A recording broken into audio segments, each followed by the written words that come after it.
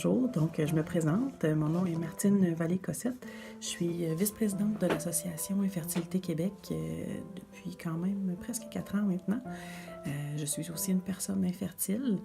Donc, avant de parler des enjeux de l'infertilité, je voudrais commencer par rappeler quelques faits.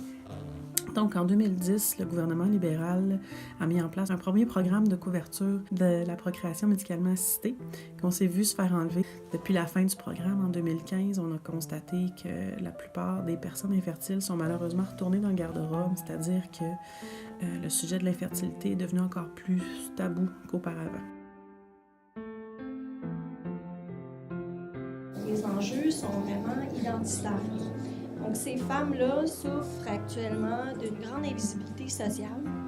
Donc, c'est difficile pour elles de se sentir reconnues et vues dans la société actuelle. Donc, elles ne peuvent pas s'identifier aux femmes qui sont dans la norme, qui sont des mères. Et pour elles, c'est principalement ces enjeux-là qui sont vraiment, vraiment importants. Pour moi, ça a été vraiment long.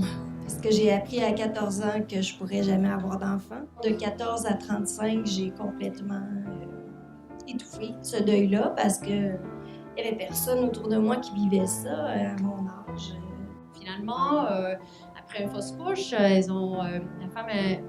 l'amie a réussi à tomber enceinte. Mais quand même, ça m'a bouleversée. Je n'étais pas capable à envoyer un courriel à mon amie, à lui dire félicitations.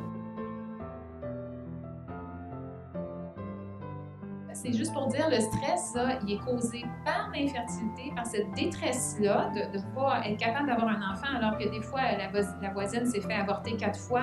Il y a beaucoup de frustration comme ça que les gens vivent pour quelque chose qui devrait être facile, hein, qu'on espère va être facile, mais qui ne l'est souvent pas.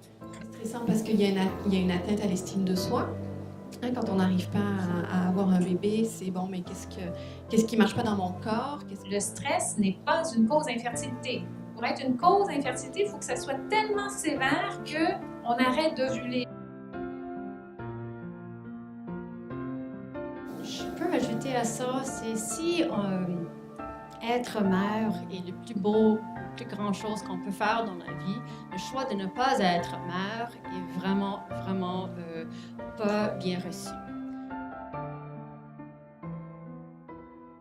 Alors, les ressources familiales, hein, le conjoint, en général, c'est plus entre conjoints, en conjointe qui vont se supporter. La femme seule, ça peut être beaucoup plus difficile parce que des fois, elles en parlent à personne. Hein. Est-ce qu'il y a assez de ressources? Personnellement, quand j'ai créé mon blog, je l'ai créé parce que je trouvais justement qu'il n'y avait pas assez de ressources en français.